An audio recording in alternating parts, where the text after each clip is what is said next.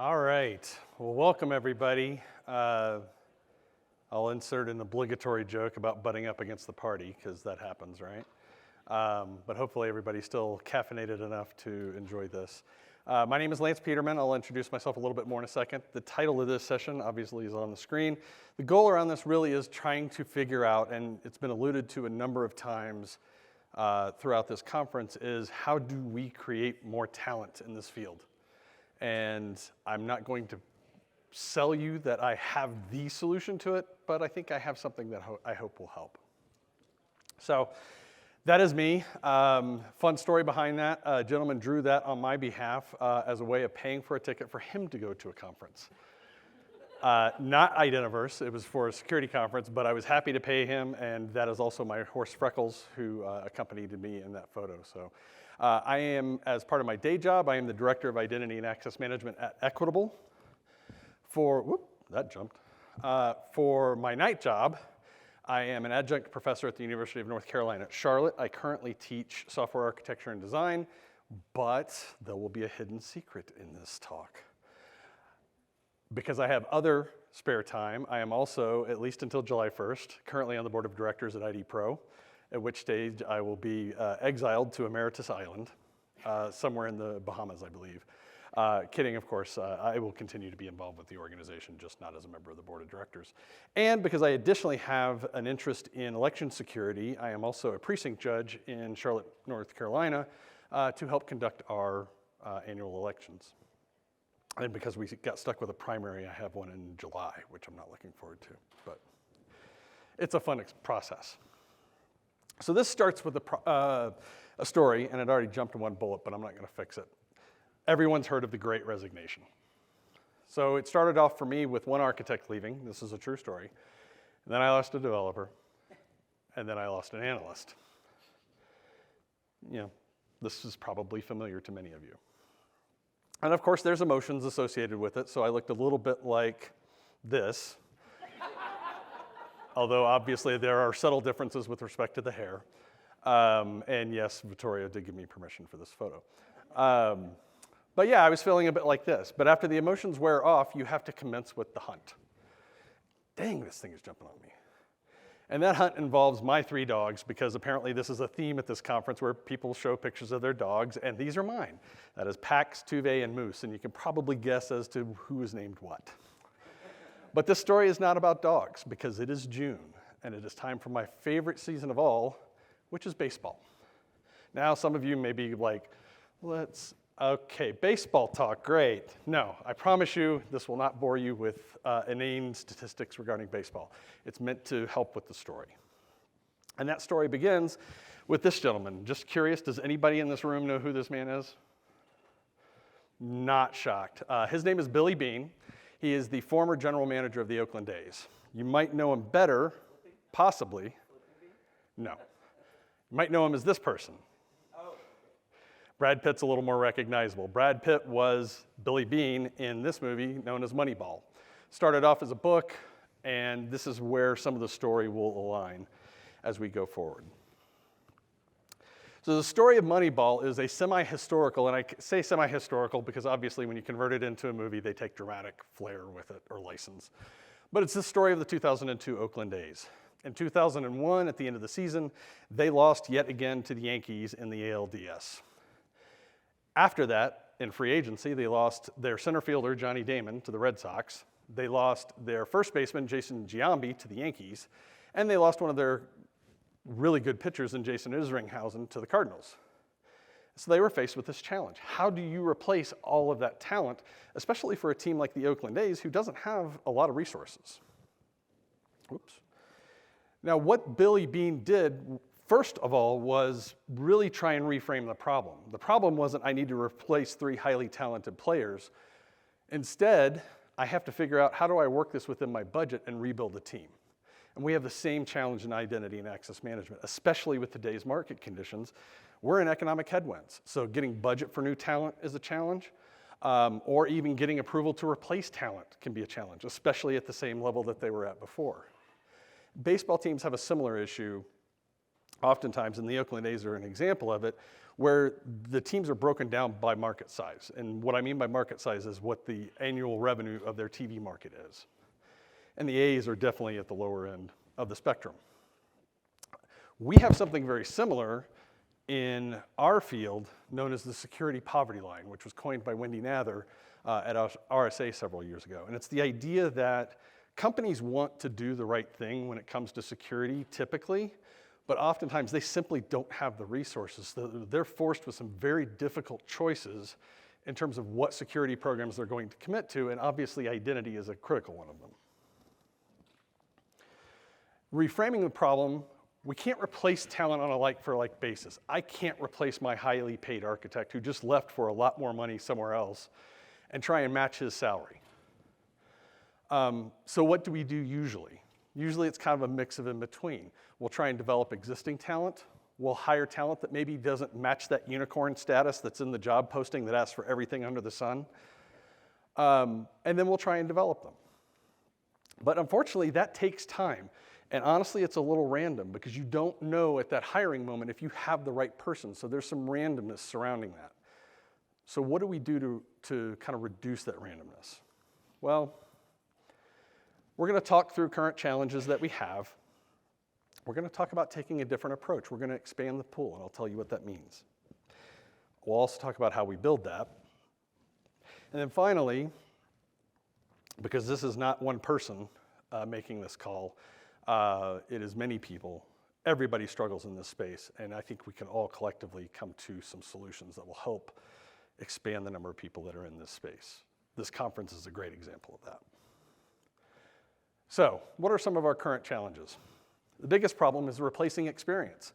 If a Jason Giambi was available, could I afford him? No, let's be honest. And another common theme within this is there are way more identity jobs than people. I know in North Carolina alone, not specific to identity, but there are 1.3 million IT jobs in North Carolina alone that are chasing a much smaller list of candidates. So it's certainly not a problem unique to us, but it is unique in the sense that we're looking for identity skills. But what if we looked at this a different way?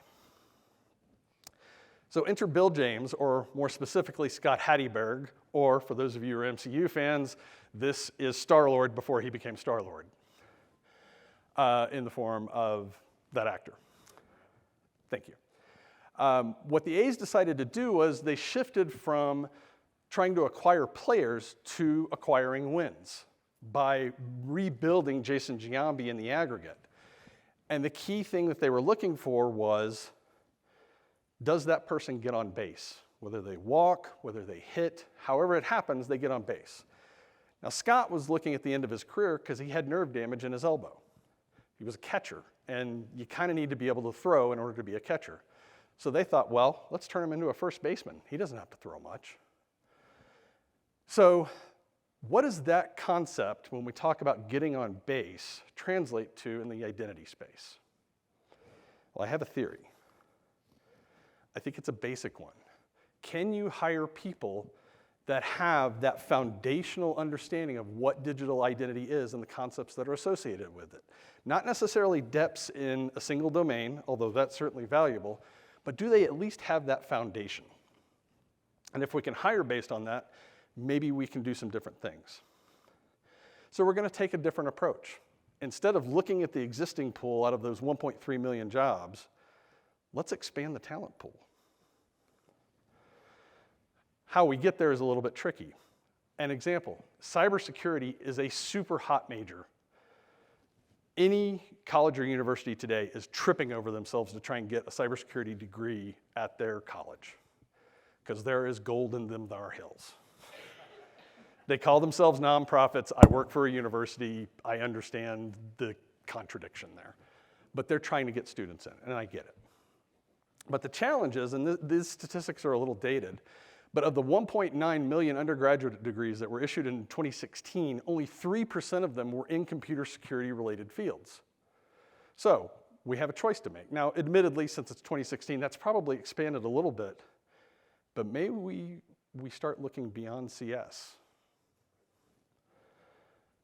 And there's even fewer in cybersecurity. And one of the critical gaps that are in these cybersecurity education programs, and I'll talk a little bit more of it in a second, is there's a central pillar of securing information systems that are missing from these programs. Can you take a guess as to what it is? It's identity, yes. So another perspective, Frank McGovern is one of the co-founders of the Blue Team Conference, and he nails it. Identity is slept on in terms of developing talent, particularly in our schools. So the missing piece, obviously, is injecting an identity curriculum into these programs.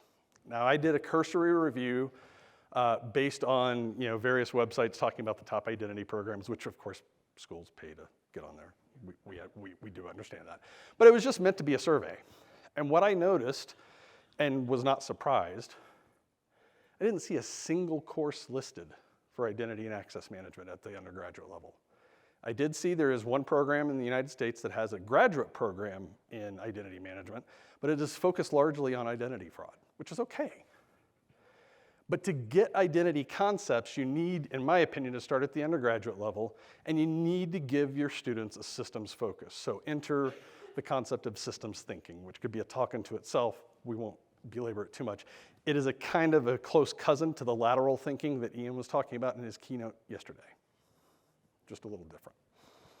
So here's my modest proposal. I think we should require any cybersecurity degrees should have at least 2 courses in identity and access management. And I know I'm preaching to the choir, so everybody's like, yeah. But I also need to be pragmatic. So maybe we just start with 1 at the undergraduate level, and then maybe we ask for 2 at the graduate level. That might be a good starting place. However, I also have a moonshot. And the moonshot is, let's require it in the cybersecurity curriculum, but is there anybody in this room that would disagree with the idea that digital identity is a cross-disciplinary science? So what if we took a psychology major, or a behavioral economics major, or sociology, insert engineering here? What if we could take someone in that field and give them the advantage of understanding systems thinking, and particularly digital identity concepts? The pool would expand considerably, I think. To expand on this a little bit, there's an easy analog, which is the data sciences. Again, most colleges are tripping over themselves to have a data science program at their school. For good reason. There's high demand for talent in that space.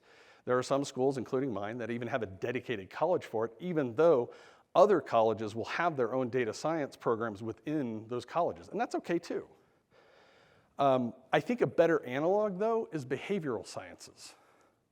There are a number of people in our field and in cybersecurity that are realizing that in order for us to create more secure systems, we need to understand the behavior of our users better. Because from that comes the ability to build better experiences, which should, from the better experience, build more secure systems. It's also why I love my liberal arts degree. I didn't start in identity. I've shared this in other sessions. I started in political science. So I think this works especially for us. The IDPro skills survey consistently reveals that identity professionals come from all walks of life. The session we had in the panel yesterday proved this without question. And I think it's an absolute strength for our community because from within that comes diversity. It's just a natural outgrowth of it. So let's lean in on that because expanding the pool at the end of the day really gets us more diversity. But it's not the objective of what we're doing, and that's how you want to make gains in diversity because it's not, that's our goal, that's just an outcome of it, and it's a wonderful outcome. So how do we build this? Whoops, jumped ahead. The good news is we're not starting from scratch. Not surprisingly, IDPro, an organization that is dedicated to the fostering the profession of digital identity, we have the body of knowledge. We even have our chief editor in the room who will tell you to please submit more articles for the body of knowledge, and I would agree with her. I'm even going to attempt to do one myself. We also have a new certification that provides a baseline for some of these students to aim for, not necessarily coming out of college saying, hey, I'm going to take the CID Pro, because they're probably not going to pass. But that's by design. It's designed for professionals who have at least 2 years of experience. but it's a good goal to aim for. There's also a lot of budding authors in this space to help. Justin Richer has a great book on OAuth. John Lettman has a great book on IAM and AWS. And I've even seen recently a book on privileged access management. So there are some resources out there. And I will also say there are other organizations in addition to IDPro that are helping in this cause. Women in Identity has had a fantastic conference with some of the sessions that they hosted. Women in Security and Privacy can help as well because these are related concepts. We also need to publish more knowledge. We need more BOK authors. We need editors. We need reviewers. And if you're writing a book, great. That's fantastic. Consider contributing an article to the body of knowledge as a corollary to what you're publishing. Now, if some of you are sitting in this room and saying, that's a little too much for me, Lance, and especially if imposter syndrome creeps in, which could be a talk again all to itself, don't feel like you have. Talk to people. There's any kinds of ways that you can contribute, and I'll talk a little bit more about that in the call to action. So what else do we do if the cyber curriculum is wrong? What should we do? Well, in my case, I'm going to build my own. And it starts with, at the University of North Carolina at Charlotte, in the fall of this year, a special topics class, which means it's not part of the permanent curriculum, will be taught in identity management by yours truly. And I'm super excited and both terrified at the same time. The goal of that class, obviously, is to, at the end of 16 weeks, which is our standard semester, that they will have a foundation in understanding identity concepts. It will primarily focus on workforce identity because that's probably the most mature space in terms of translating those concepts to students. But there will also be some higher ed use cases because those are ones that they can grasp pretty easily. But we will also introduce other domains as well. From there, and actually while the semester is going on, I will start the curriculum adoption process at UNC with the goal of making it a required course in cybersecurity and hopefully within the software engineering major as well. That might be more of an uphill battle, but that's what I'm aiming for. But I'm not going to lie, developing curriculum is hard, especially when it's not your day job. And that's where some of the help call is going to be. But from there, what I would like to do is open source the curriculum so that any college or university can take that curriculum and make it their own, because that is the challenge for most professors. They're like, sure, I like identity, I wouldn't mind teaching it, but I don't have time to build a class. The University of Santa Clara did a good example of this in a separate subject with technology ethics that I think have helped some universities, at least provide a core for that curriculum. And I think we can do that well over time. And we can expand beyond just workforce identity to other domains with subsequent classes. So this is where I need your help. I am not Don Quixote, so I'm not going to attempt to do this on my own, but I am on a mission to civilize, and I need your help. If you are interested in volunteering or know someone who might be, please reach out. That is my email address. I can also be reached on Twitter or LinkedIn easily. Early needs we have, still building the curriculum right now. If you have thoughts on that, please share them. Labs, this is going to be an interactive class. We're going to take these concepts and we're going to apply a lot of them because that's where the learning happens. I am trying to be vendor agnostic with the class, but as everybody would probably agree, at some point they have to touch technology, so we're going to balance that. I am going to teach and consider alternative digital identity domains, looking at maybe GitHub for the source for that, because that seems like a good way of publishing it, but I'm open to ideas. And I'm open to your ideas. Hopefully we'll have maybe a minute or two at the end. If not, we can certainly talk outside. So before I conclude, I do have a confession. I haven't replaced Damon Giambi or Isringhausen yet. I'm still looking, and that's part of the problem. So I haven't figured all this out. But I think I have a solution that can at least start. But at the same time, Billy Beane brought in David Justice. Now, most of you don't know who David Justice is. But he was an excellent player in his time, and he was near the end of his career. So what he provided to the Oakland A's in that season was leadership and the ability to mentor other players. And so we need that mix of talent in that regard. But leaning on new talent development is hard. That's where it can get really challenging, especially if it's only one or two people doing it. But in the end, I think we'll be better for it. So in conclusion, as I said, developing identity talent is hard, but I think there are some ideas on how we can tackle that. I think we do have to focus on the problem, though.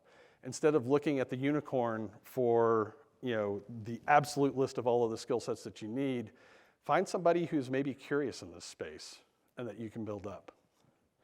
And let's expand the pool. Not just looking at CS degrees, although obviously I'm a big fan of CS degrees because I happen to teach them. But let's look at other areas where we may be able to find talent. In the CISO panel a couple of days ago, or I guess it was yesterday, she talked about looking for, the CISO from Riot Games, talked about looking in unconventional spaces for your next level of talent. And I think that's a great approach. And then finally, let's build it. Let's get the curriculum built. Let's get classes created, and let's find people to teach it in the higher ed setting. And then let's also look beyond higher ed. I think that's where we can go as well. And that's it. Thank you very much.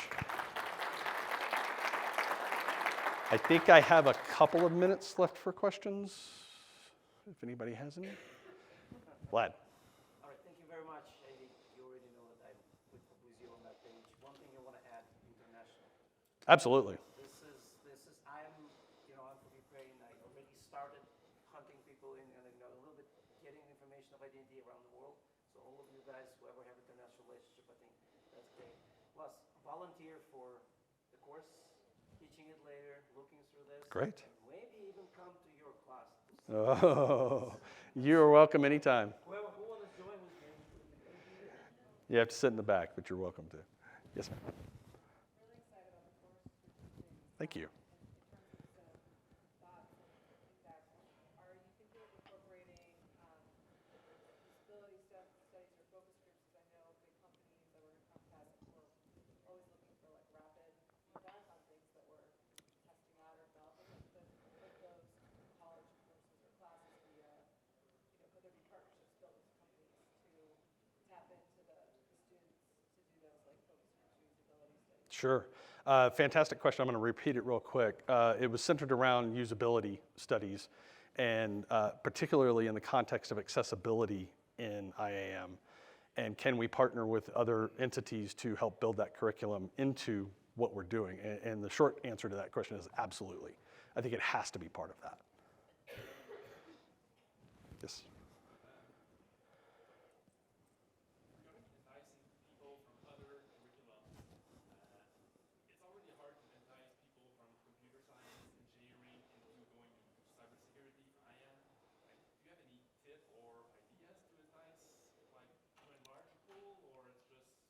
I think that's a great question. I think the answer to that starts with stories.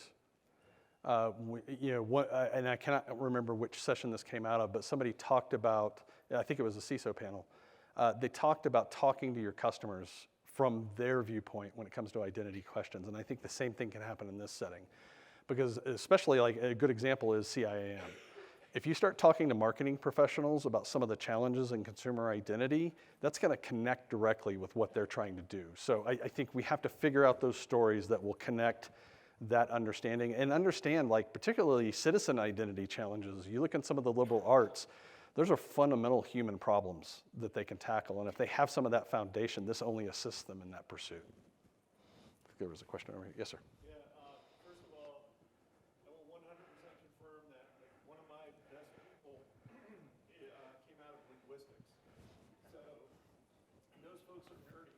and they use a lot of technology too in a lot of what they do. So definitely look outside CS. The other thing you mentioned something right at the end. Let's not maybe concentrate on higher ed. What do you think? I have had some people suggest that we need to go even lower, like into the high school level, and I'm sympathetic to that. I don't know if we're ready for that because I think we're making some great inroads with organizations like Chicks Who Code, Girls Who Code. They're making inroads into the 9 through 12 education levels, and even at the middle school levels, just getting them to think about coding concepts. I'm open to those ideas. I just need to figure out kind of how they fit, but definitely worthy of discussion. Yes, sir. It's interesting that you looked at IDPro as a hiring tool. Mm-hmm. It's kind of, you got me thinking, I got more questions now. So Okay. I think IDPro is kind of prepares a resume for the candidates. Right? Something they would put on the resume. But what happens next? So do we interview for candidates like that? How do people prepare for interviews? Like for CS, we have lead code, we have a bunch of tools, right? And then Sure. That's a really good question, and it's a pretty long answer, but all good questions. You know, should we start targeting even at the interviewing level of helping people understand what they need to be successful candidates? Absolutely. I think it's a great point. Anybody else? I know we're running close on time here. All right, well, thank y'all very much for your time. I really appreciate it. Thank you for coming.